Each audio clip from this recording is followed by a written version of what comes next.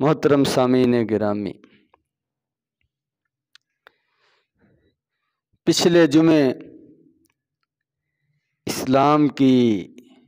تعلیمات میں سے ایک اہم تعلیم، اس کے بارے میں گفتگو آپ کے سامنے رکھی تھی، اور اس کا تعلق کہ مسلمان کو کسی بھی ذریعے سے، طریقے سے تکلیف آپ کی طرف سے نہ پہنچے۔ نبی کریم صلی اللہ علیہ وسلم نے فرمایا، المسلم من سلم المسلمون من لسانہ و یدہ۔ بخاری مسلم کی روایت ہے کہ مسلمان وہ ہے جس کی زبان سے دوسرے مسلمان محفوظ رہے، جس کے ہاتھ سے دوسرے مسلمان محفوظ رہیں۔ تو ہماری طرف سے کسی مسلمان کو کسی بھی لحاظ سے کوئی پریشانی، کوئی تکلیف یہ نہ پہنچے، یہ ہمارے دین کا ہمیں حکم ہے، اور ہمارے معاشرے کے ماحول کو خوشگوار بنانے کا ایک طریقہ ہے، تعلقات کو بہتر بنانے کا ایک راستہ ہے، تعلقات کو خراب کرنے سے بچانے کا ایک وسیلہ ہے کہ آدمی کوشش کرے کہ اس کے ہاتھ سے، اس کی زبان سے، اس کے رویے سے، اس کے برتاؤ سلوک سے کسی مسلمان کو کوئی تکلیف نہ پہنچے۔ اور اگر ہر آدمی اس چیز کا خیال رکھے تو معاشرہ اخوت اور بھائی چارے کا نمونہ بن سکتا ہے، اور پیار اور محبت کی، احترام کی فضا قائم ہو سکتی ہے، اور دلوں کی نفرتیں، کدورتیں، بغض و عناد یہ ختم ہو سکتا ہے۔ قرآن مجید میں اللہ تبارک و تعالیٰ کا فرمان ہے، والذین یؤذون المؤمنین والمؤمنات بغیر ما اکتسبوا فقد احتملوا بہتانا واثما مبینا۔ فرمایا کہ وہ لوگ جو ایمان والے مردوں کو، ایمان والی عورتوں کو، مسلمانوں کو تکلیف دیتے ہیں، پریشان کرتے ہیں بغیر کسی ان کے جرم کے، بغیر کسی ایسے معاملے کے جو ان سے سرزد ہوا ہو، فرمایا کہ ایسے لوگ بہت بڑے بہتان اس کے حامل بنتے ہیں، اور واضح گناہ اس کو اٹھاتے ہیں۔ ان کے اعمال میں یہ گناہ لکھا جاتا ہے۔ تو اس آیت میں بھی ایمان والوں کو تکلیف دینے سے منع کیا گیا ہے، تکلیف دینے والوں کی مذمت کی گئی ہے۔ بخاری مسلم کی روایت ہے، نبی کریم صلی اللہ علیہ وسلم نے فرمایا، من کان یؤمن باللہ والیوم الآخر فلا یؤذ جارہ، کہ آپ کی تکلیف سے ہر مسلمان محفوظ ہو، اور خاص طور پر ہمسائے کا ذکر کیا، پڑوسی کا ذکر کیا، کیونکہ اس کے ساتھ مستقل رہنا ہے۔ تو اگر وہ آپ سے پریشان ہے، آپ کی طرف سے اس کو تکلیف پہنچتی ہے، تو یہ بہت بڑا گناہ ہے، تکلیف دہ بات ہے ناپسندیدہ عمل ہے تو اس کے لیے وہاں رہنا مشکل ہو جائے اور اس جگہ کو چھوڑ کر جانا بھی مشکل ہے، رہنا بھی مشکل ہے، تو فرمایا کہ ایسا ایمان والا آدمی ایسا نہیں کرتا کہ اس کا پڑوسی اس سے تنگ ہو اور وہ دعائیں کرتا ہو کہ یہاں سے کہیں میں اور چلا جاؤں یا یہ کہیں چلا جائے۔ فرمایا کہ یہ مومن کی شان کے لائق نہیں ہے۔ من کان یؤمن باللہ والیوم الآخر، جس کا اللہ پر قیامت کے دن پر ایمان ہے، یعنی اپنے آپ کو مسلمان کہلاتا ہے، مسلمان سمجھتا ہے، تو پھر مسلمان بن کے دکھائے، اسلام کے تقاضے پورے کرے۔ تو ان میں سے ایک فرمایا فلا یؤذی جارہ، اپنے پڑوسی کو تکلیف نہ دے، اس کا پڑوسی اس سے تنگ نہ ہو، پریشان نہ ہو۔ نبی کریم صلی اللہ علیہ وسلم کے سامنے دو عورتوں کا ذکر کیا گیا، مسند احمد کی روایت ہے کہ ایک عورت، فرمایا صحابہ اکرام نے عرض کیا کہ ایک عورت ہے، اس کے اعمال، نمازیں، روزے، نوافل یہ مناسب سے ہیں، کوئی زیادہ نہیں ہیں، کثرت کے ساتھ نفل پڑھنے والی نہیں ہے، نفلی روزے رکھنے والی نہیں ہے، صدقہ خیرات کرنے والی نہیں ہے، تہجدیں پڑھنے والی نہیں ہے، زیادہ نوافل وغیرہ اس کے پاس نہیں ہے، لیکن اس کے ہمسائے، اس کے پڑوسی وہ اس سے تنگ نہیں ہیں، پریشان نہیں ہیں، ان کو وہ تکلیف نہیں دیتی،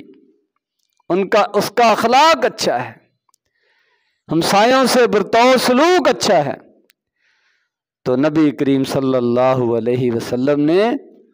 اس کے لیے اچھے کلمات کا اظہار کیا، اس کے لیے خوشخبری آپ نے سنائی، فرمایا کہ یہ جنتی ہے، بے شک نوافل وغیرہ میں وہ پیچھے ہے لیکن دوسروں کو تکلیف نہیں دیتی، پریشان نہیں کرتی، دوسروں کی بد دعاؤں کا مصداق نہیں بنتی، دوسرے اس سے تنگ آ کر اس کو بد دعائیں نہیں دیتے، میں کہ یہ جنتی ہے۔ اور دوسری عورت کا ذکر کیا گیا جس کی عبادات بہت زیادہ، نوافل بہت زیادہ، ذکر اذکار بہت زیادہ، تہجد گزار، نفلی روزے کثرت کے ساتھ رکھنے والی، یہ ساری باتیں اس میں موجود ہیں، لیکن اس کے ہمسائے اس سے تنگ ہیں، اس کے پڑوسی اس سے پریشان ہیں، ان کو تکلیف دیتی ہے، اس کی زبان سے محفوظ نہیں ہے، تو فرمایا کہ یہ اتنے سارے اعمال کے باوجود جہنمی ہے۔ یہ نبی کریم صلی اللہ علیہ وسلم نے سخت وعید بیان فرمائی اس آدمی کے بارے میں، اس عورت کے بارے میں، اس مسلمان کے بارے میں جو اس چیز کا خیال نہیں رکھتا کہ کہیں کوئی میرے ہاتھ سے، میری زبان سے، میرے سلوک سے کوئی پریشان تو نہیں ہے، کسی کو تکلیف تو نہیں ہے۔ تو یہ دین کی تعلیم ہے، اسلام کی تعلیم ہے، یہ ہماری تربیت ہے سب کی، اور یہ اللہ تبارک و تعالیٰ کا حکم ہے، نبی کریم صلی اللہ علیہ وسلم کا حکم ہے۔ تو کوئی بھی کسی بھی لحاظ سے کسی مسلمان کو کوئی چیز تکلیف دے، اس سے اپنے آپ کو بچانا چاہیے، اس تکلیف کو دور کرنا چاہیے۔ جیسے پچھلے جمعے بھی حدیث سنائی تھی کہ جو پیاز یا لہسن وغیرہ کچا کھا کر آئے اس سے بدبو آتی ہے، دوسروں کو تکلیف ہوتی ہے۔ فرمایا جس سے انسانوں کو تکلیف ہوتی ہے اس سے فرشتوں کو بھی تکلیف ہوتی ہے، تو فرشتوں کو بھی یہ بو پسند نہیں ہے اور انسانوں کو بھی پسند نہیں ہے۔ تو فرمایا کہ وہ مسجد کے قریب نہ آئے، یعنی دوسروں کو تکلیف نہ دے، اس بدبو کو ختم کر کے آئے، اس بدبو کے ساتھ نہ آئے۔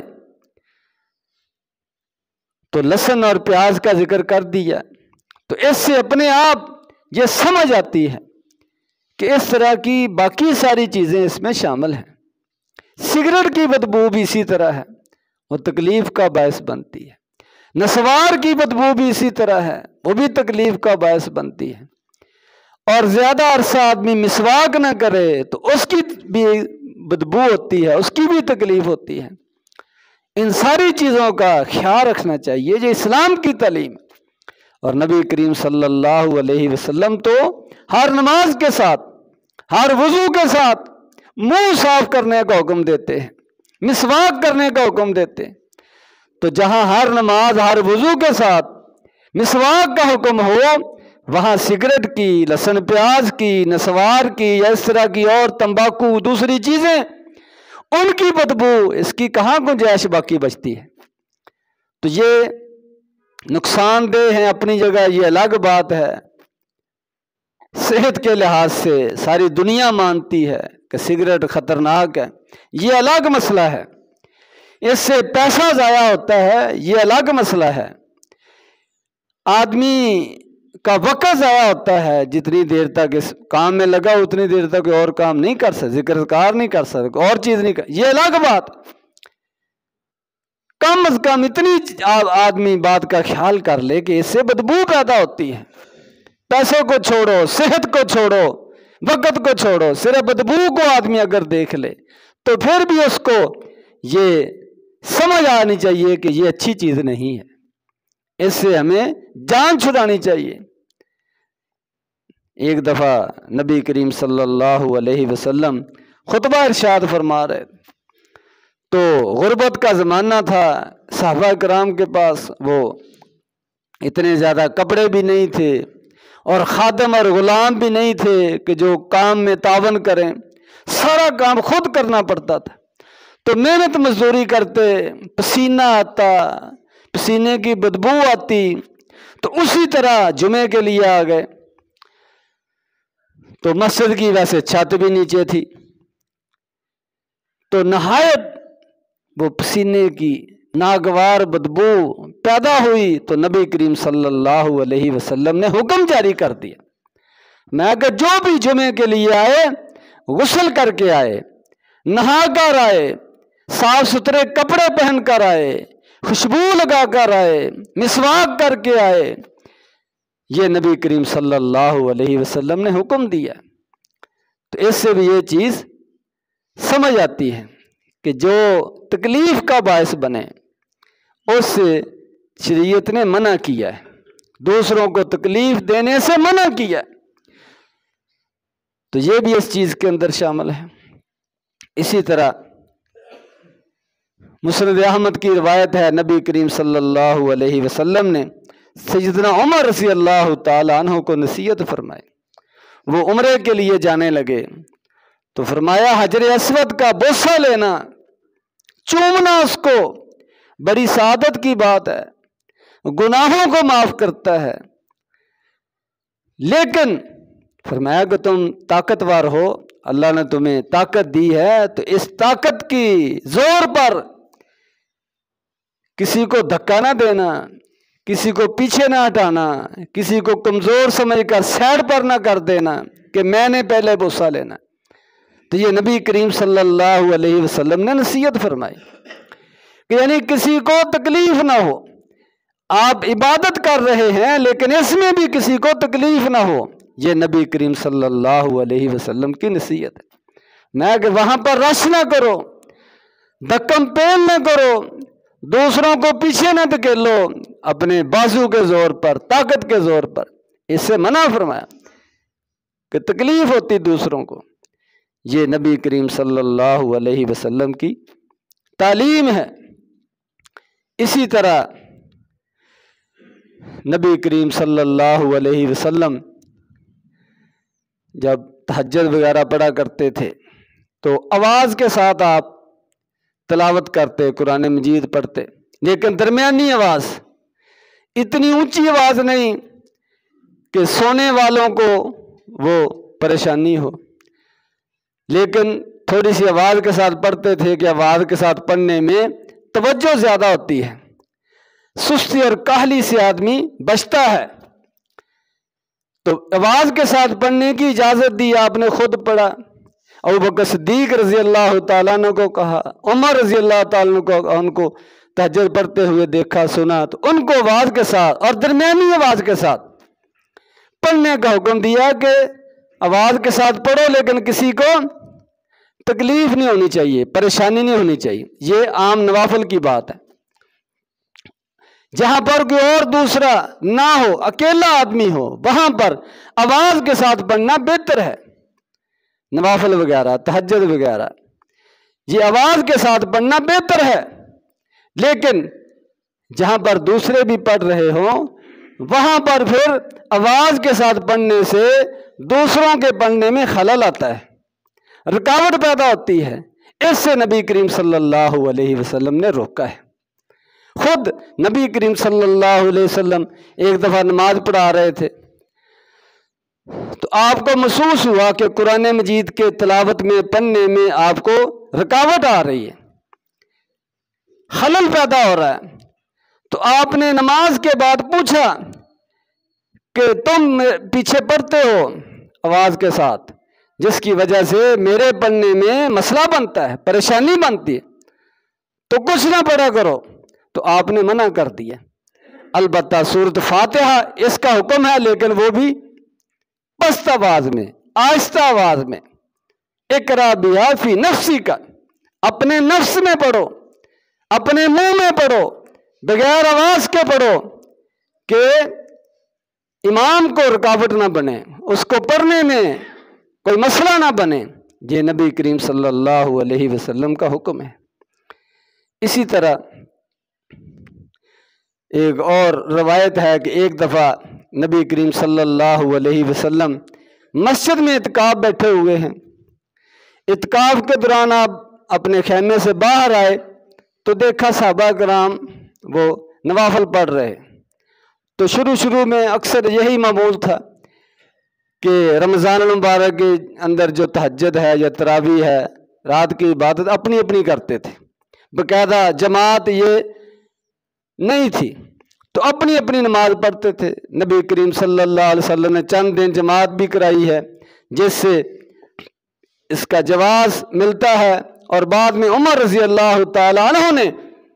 وہ باقاعدہ حکم دے دیا کہ یہ تراویح جماعت کے ساتھ ہوا کرے گی، اکیلے اکیلے دو دو چار چار علیحدہ علیحدہ ہو کر پڑھے، اس سے منع کر دیا۔ اس کی وجہ بھی یہی تھی۔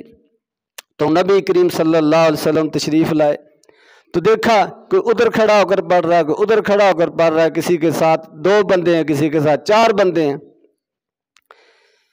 تو آوازیں بلند ہو رہی ہیں، تو کوئی سمجھ نہیں آ رہی کون کیا پڑھ رہا ہے۔ تو فرمایا الا ان کلکم مناجٍ ربہ،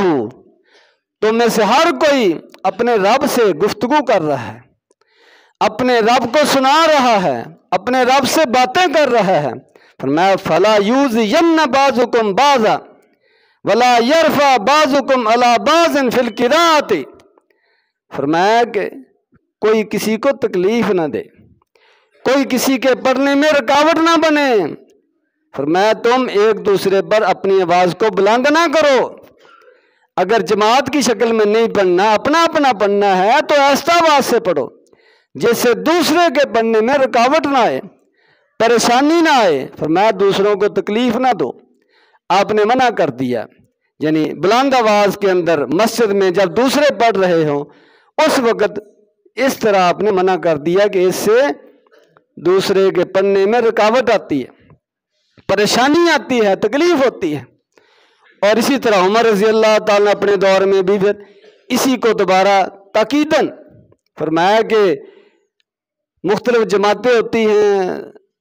اس کی بجائے ایک جماعت ہوا کرے گی۔ آپ نے ایک امام مقرر کر دیا، فرمایا کہ اس کے پیچھے سارے نماز پڑھیں گے تاکہ الگ الگ اپنا اپنا وہ شور نہ ہو، تکلیف نہ ہو کسی کو۔ ہاں اگر کوئی اپنا پڑھنا چاہتا ہے تو رات کے آخری حصے میں اپنے گھر میں پڑھ لے یا مسجد میں آ کر پڑھ لے، اپنا پڑھ لے، لیکن جب جماعت ہو رہی ہے اس وقت تک جماعت کے ساتھ شریک ہونا ہے اور اپنا نہیں پڑھنا، امام کا سننا ہے، تاکہ وہ نبی کریم صلی اللہ علیہ وسلم کا جو حکم ہے کہ ایک دوسرے پر آوازیں بلند نہ کرو، اونچی آواز سے نہ پڑھو اور کسی کو تکلیف نہ دو، یہ بھی نبی کریم صلی اللہ علیہ وسلم کا فرمان ہے۔ تو اس طرح کی چیزیں جو سبب بنتی ہیں پریشانی کا، اس سے ہمیں اس کا خیال رکھنا چاہیے۔ اسی طرح نبی کریم صلی اللہ علیہ وسلم کی یہ بھی تعلیم ہے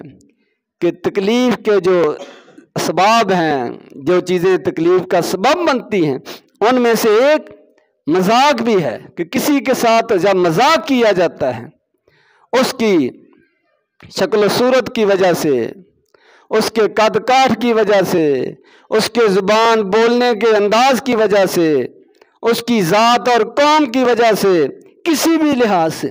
یہ جو مذاق کیا جاتا ہے، اس سے بھی نبی کریم صلی اللہ علیہ وسلم نے منع فرمایا، بلکہ قرآن مجید کے اندر ہے، فرمایا لا یسخر قوم من قوم، کوئی کسی سے مذاق نہ کرے، اس کی توہین نہ کرے، کیونکہ اس سے تکلیف ہوتی ہے،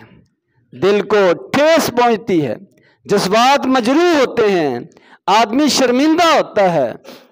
اور اس کو پریشانی ہوتی ہے۔ تو ہر وہ بات جو پریشانی کا باعث بنے، تکلیف کا باعث بنے،